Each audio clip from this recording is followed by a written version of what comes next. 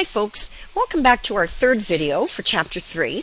We're going to continue on just with a little more, another little piece on content theories and their impact on motivation when we discuss this concept of what the textbook refers to as need salience. So we're looking at a need, we're talking about a human need, and something that's salient is really strong. It's something that you feel, I have to have that need has to be fulfilled.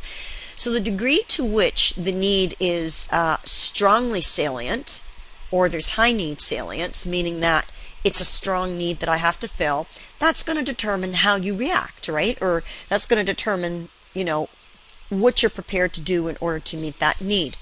The other thing this diagram tells you is that there's two determinants of how strong a need really is, or how salient a need really is. It really depends on your own personal circumstances as well as your own personal characteristics. So the idea here is that people make trade-offs all the time. They might decide to pursue meeting certain needs and not others because some needs are stronger than others. But that's based on what the person values themselves, or their own personal characteristics. But your personal circumstances can also have an impact. So let's start with a little bit of an example. First of all, for any kind of a reward system to be motivating to anybody, it has to address a need that the person sees as salient or very strong, something that needs to be fulfilled. So if the reward's going to be motivating, it has to address or meet a salient need. All right, so let's just give you an example here. Let's say, for example, a person earns income of $85,000 a year. Maybe that's you. Okay. However, you believe that you want to maintain a standard of living that's a little bit higher. And you've done a little bit of math and you've decided, well, to get that bigger house, to have a higher standard of living, I should really be earning an extra $40,000 a year or $125,000 a year. So really, the current job that you have is depriving you of meeting that higher standard of living that you desire, right? So that's a personal circumstance that's in your way. How much you make, right? How much you make is standing in your way of keeping up with the Joneses, or going that extra step, having that higher standard of living. All right? That's a personal circumstance. So, what are your choices? Well, your choice is you find a job within your company or outside that pays $125,000 or more, or you stick with what you've got. Well, let's look at it another way. Somebody who's saying, well, I need $125,000 in order to meet that higher standard of living. You also have to think of the fact that personal characteristics are going to determine how you're going to react to meet that need.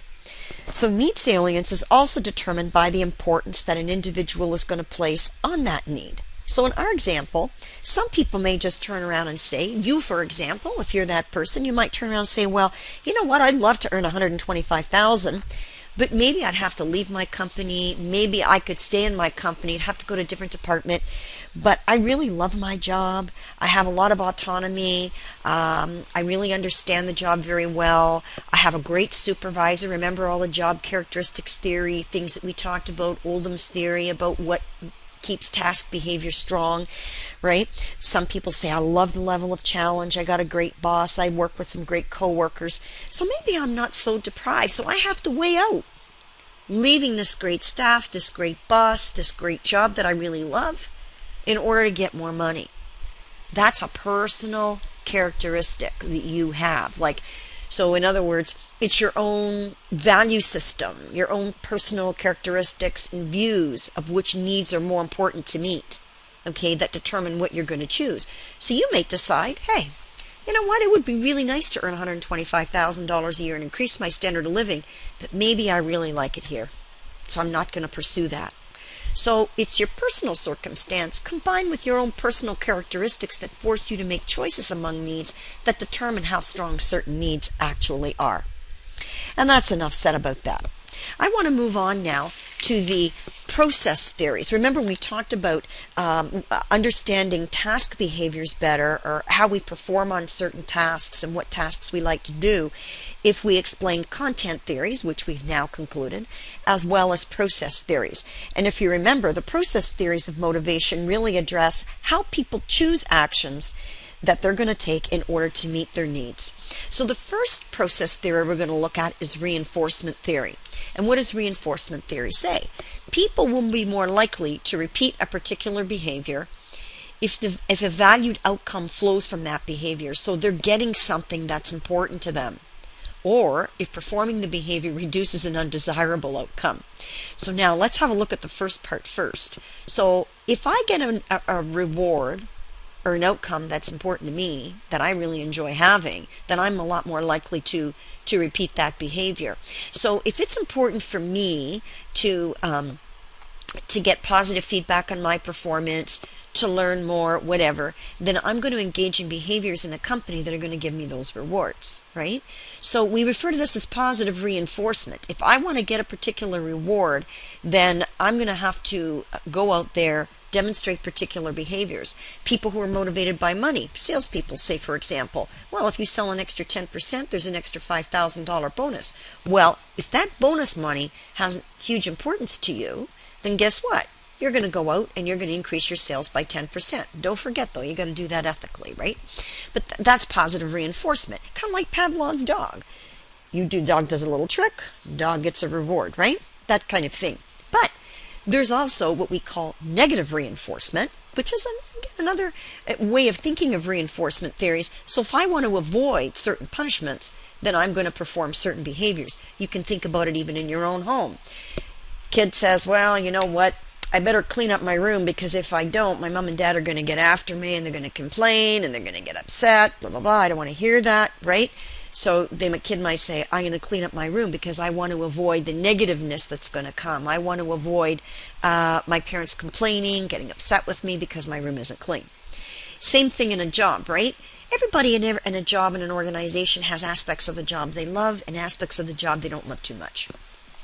But you do those aspects of the job that you don't love too much because you know that that's going to be assessed or evaluated in your performance review, and you still need to do a reasonably good job of it. If it's important for you to get a good review, positive feedback, and perhaps you're looking at promotion down the road, so you got to show that you can do every facet of the job. So sometimes we have to do things, okay, that we may not want to do, because by doing them to the best of our abilities, that kind of allows us to progress and meet other higher level needs. So that's just an example of how we might choose which behaviors we're going to demonstrate. It really depends on the outcome and if we value it. Now let's have a look at the second process theory, which is called expectancy theory. Expectancy theory suggests that the likelihood of performing a behavior, a particular task behavior, or performing a different task behavior is dependent on three things. Is the task worth doing? So in other words, am I going to get enough out of it to make this extra effort I'm putting forward worth my while? So in other words, let's say, for example, there's a promotional opportunity coming up in your organization. You know it's going to pay you an extra $20,000 a year, but you also know that it's going to involve a lot of traveling, a lot more time at work, and a more demanding job. Are you prepared to give up the work-life balance that you currently have to make the extra money? So is the task worth doing? So if you think it's worth the extra $20,000, so the reward exceeds the cost, what you'd give up in terms of a work-life balance, seeing your family, then it ticks the first box. In other words, it may be worth doing. The other thing is, maybe that job not only comes with a $20,000 pay increase, but it also comes with a bonus, right? Will I actually receive the reward if I accomplish the task? So is that bonus likely to materialize? If you think it is and it's important to you, tick that box too. That's important to you. Will I actually be able to accomplish the task if I exert the effort? So in other words, do I have the support of my senior management, my boss, and others in the company to succeed in this job? Am I going to have the necessary support systems, the training, the coaching, the mentoring that I'm going to need? Because if I'm not, I got better things to do than to see myself fail in this organization. So can I expect to have those things delivered? Because if I can, and I'll actually be able to accomplish the task, if I exert the effort, assuming that I have the supports, then I'm ticking that box too. So if it's important, and you get a reward that exceeds the costs in your mind, if you believe that the company will stay true to their word and deliver on that reward, and you think you have a good chance of succeeding, then it's highly likely, or we would expect, that you would demonstrate the behaviors required in the new job, right? If any one of these boxes isn't ticked, then guess what? People need to think twice. So companies need to know if people in their organization are prepared to do what it takes to get to that next level, to get to that job, whatever. So it's important that we have a really good handle on what our employees are prepared to give up to do in order to get something bigger or greater. But what's bigger or greater in the mind of a senior manager may not be what's bigger or greater in the mind of the employee whom you're trying to appeal to. So we need to know what makes our employees tick, what they're looking for in work, and what they're looking for in terms of a job in order to offer opportunities to them. So that's an example of one of these process theories that help us determine how people will react. Now, let's look at our third and final employee behavior that's valued by employers. We're looking at citizenship behavior. So now, when we look at citizenship behavior, we're really looking at, in this slide, what are the causes? What causes citizenship behavior? Well, first of all, companies having a set of goals that are shared by you and other members of the organization, and the fact that people feel like they belong in that organization. They like what it stands for, they like their values, and we have the same goals. So that means there's a good fit between company values, culture, philosophy, and employee values, philosophy, and what's important to them. So now, there's a couple of ways in which the shared organizational goals might affect citizenship behavior. In the first way, I refer to as organizational integration, but it really is the interests of both the individual and the organization are congruent or the same. So they share the same goals, right? And they both feel like the employee feels that they belong, the employer feels like the employee belongs, right?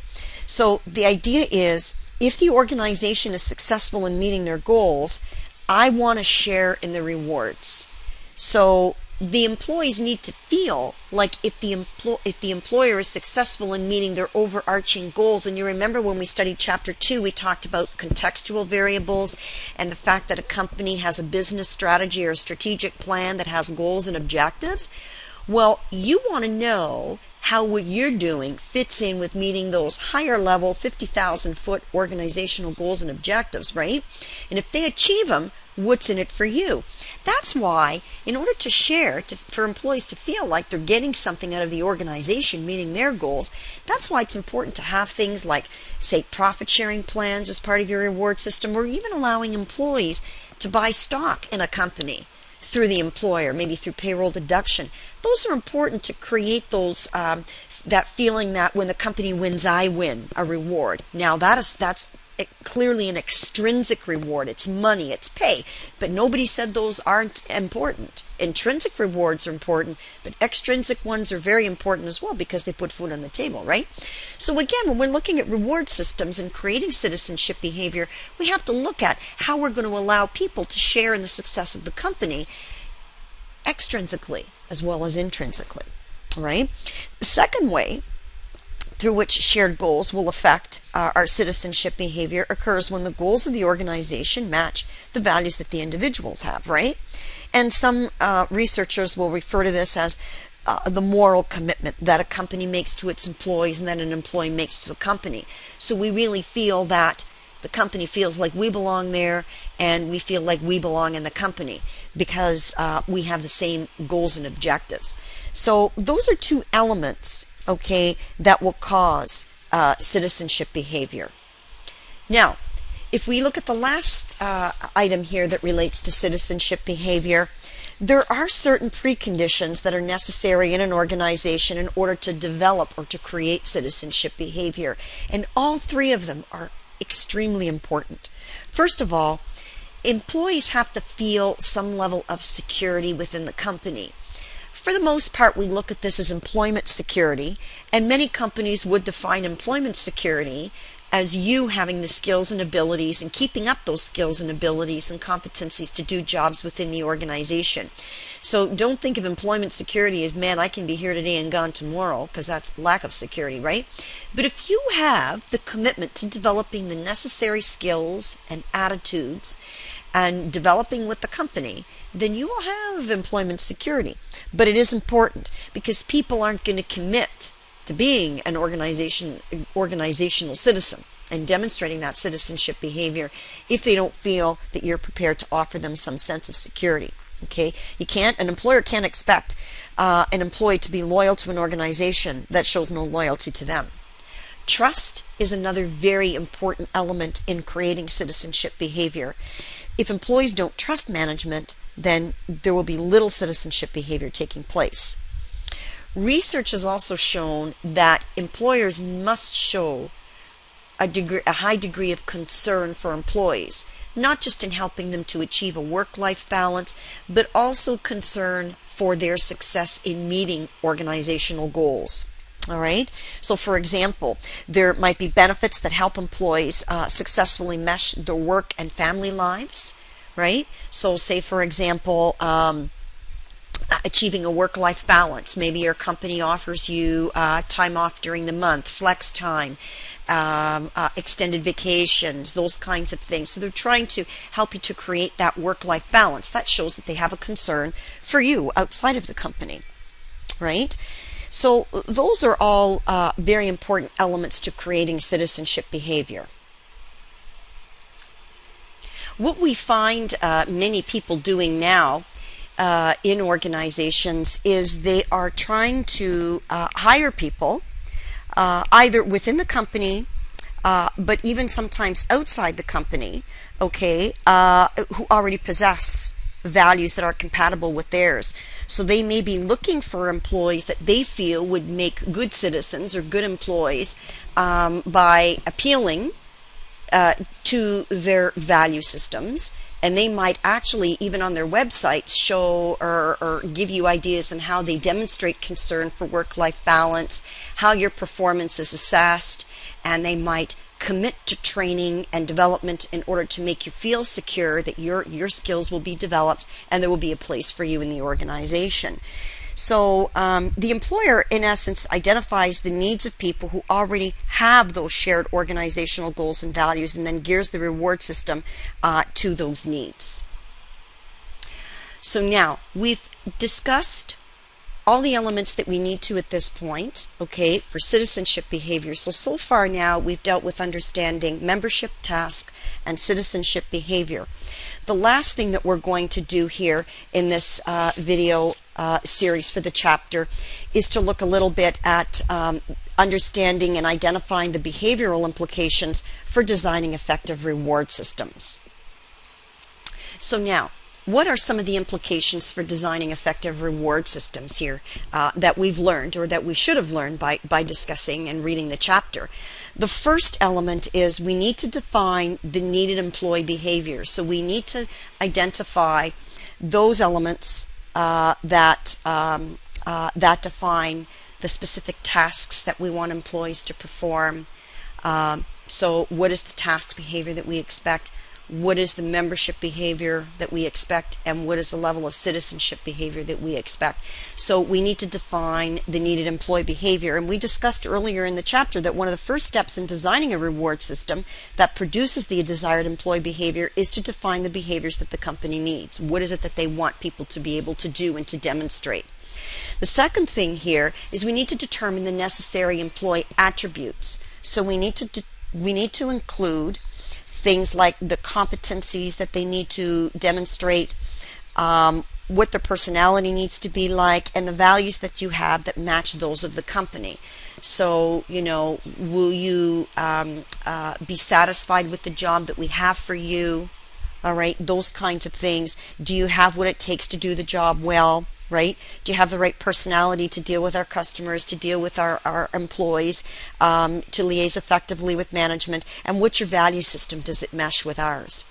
We also need to understand that it's important to identify the needs that are salient. And again, we already discussed that salient needs are those that are highly important to employees that must be met. So for example, if you love to learn and apply it, then you'd value access to training such as paid tuition to take courses. So we know that we're going to have people that really want more training and development, so that would be part of our reward system, right? Picking up the cost of tuition. So again, if we can identify what those salient needs are that people have, that will help us to develop an appropriate reward system. We also need to ensure that there's a positive reward value, or another word for value that they refer to in the chapter is valence. What that means is that we need to ensure that the rewards that we supply or provide are valued by employees, and the value that's derived by performing the job outweighs the cost of performing them. So for example, just a personal example, I used to work for a professional association in the East End of Toronto, and here I am living in the Hamilton area. And what I found is that we had, because we were a professional association, a lot of late night meetings. I don't mind working late at night. I loved kind of connecting with our members and stuff, but I also found that working late at night, sometimes you'd be out by the airport, you know, and I was go training. It's not a problem, but then how do I get from a hotel by the airport, or from where we were in the East End of Toronto, if the meeting was in our boardroom, how do I get to Union Station safely? You know, I was worried about that. I'm on my own, right? And it's late at night. It's 11 o'clock at night, you know, so I always tried to do everything I could to avoid those late night meetings. I would say, well, why don't we do them on the weekend in the morning? Or, you know, I didn't care about having to get up earlier to get the GO train, or to drive in even if it was daylight, but I just didn't want to go late at night. You know, I didn't like that. So, you know, all of a sudden my boss would say to me, you know, you really don't like these late night meetings, do you? He goes, are you tired, or what is it? And I says, I don't feel safe. I says, and I don't really think you guys have anything that helps us feel like we're safe if we work late. Now, how am I going to get to Union Station? And he goes, you know what? I never really thought about that, because most of us drive here in Toronto. None of us work close to the office anyway. Most of us drive, but we never thought of you GO training, right? So what they did is they started a policy where they said, well, now we're going to introduce or get a relationship with a cab company, so that myself or others who are working late at night, okay, we just call a cab, and the cost is just billed to the company. So we don't even have to worry about counting our pennies, pulling out our bills late at night.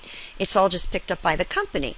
So, you know, that's something that was really important to me, because now I feel that the effort I'm putting forward to be available for those meetings is now kind of worth it, because I'm not having to deal with the fear of being alone at 11 o'clock at night in Toronto, waiting around at Union Station, or being concerned about getting to Union Station safely. So that's kind of a little story to show that if I see that there's something positive that I'm going to get out of it, then maybe, yeah, I'm not as afraid to stay, or I'm not as concerned about that issue. This fifth one here, making it clear that performance will lead to particular rewards that we've committed to or promised. We have to make sure that the likelihood of the rewards that the employee expects are actually going to happen. We have to make good on the psychological contract. So the employer has to be able to deliver on what they promise. So if we say, if you achieve at this level, you're going to get this reward, we better be able to deliver. And guess what? Not only do we need to make that clear to the employees, but we need to make sure that we deliver on it. Because if we don't deliver on it, that reward the next time we offer it is going to be meaningless. So here's an example that I have from one workplace. There was a financial institution, which shall remain nameless, and they said to their employees, they developed this bonus system, and they developed the targets, and I guess they developed the targets and they thought, you know, most employees are going to require a great deal of stretch to meet them, but it's still possible if they're prepared to put the effort into them. Well, guess what? A higher percentage of the employees than they expected actually met the targets and exceeded them. So what did the company do? They had promised this, but when the employees went online to check what their bonus was going to be, they said, gee, employees aren't dumb, they can do quick math, right? They said, gee, this bonus is not exactly what I was expecting. I thought it was going to be higher. No sooner did some employees check that out, all of a sudden the company came out and said, you know what, unfortunately we had to reduce the reward because more people achieved than we thought, and it's not going to give the company the return that they wanted. okay, in terms of profit that would remain with them after they distributed the bonuses to the employees. So what do you think the employees said? Geez, you guys, El Cheapos, right? You promised us this, we achieved, we even superseded the goals, and now we're not going to get the reward because you didn't get your cut. You underestimated us, right? So again, you know, if you've already told employees that you're going to give them a particular reward and now you renege, next time they go into a bonus system, they're not going to trust you, so I don't know what kind of effort they'll put forward. And then the last one, you have to ensure that best efforts will lead to desired behaviors. So you have to think, is what I'm expecting people to do or to achieve, is that realistic? Is the goal too far beyond what I think people at this level of experience and skill can achieve? Second thing you have to consider here in this point is, are there appropriate support systems in place to help the employee achieve the goals? So if they are achievable with stretch and the employee isn't making it so far, what's in place to help the employee feel successful and help you as a corporation recognize your goals? And thirdly, do employees actually have the right competencies and abilities to achieve the desired performance? So we're not giving them goals and objectives to achieve and then setting them up for failure knowing that they don't have the right skills to do the job. So we have to be prepared to invest in people and train them so that they can feel successful. So that's how companies can ensure the best efforts will lead to the desired behavior. So now, this concludes our third and final video on Chapter 3, looking at the behavioral framework for compensation.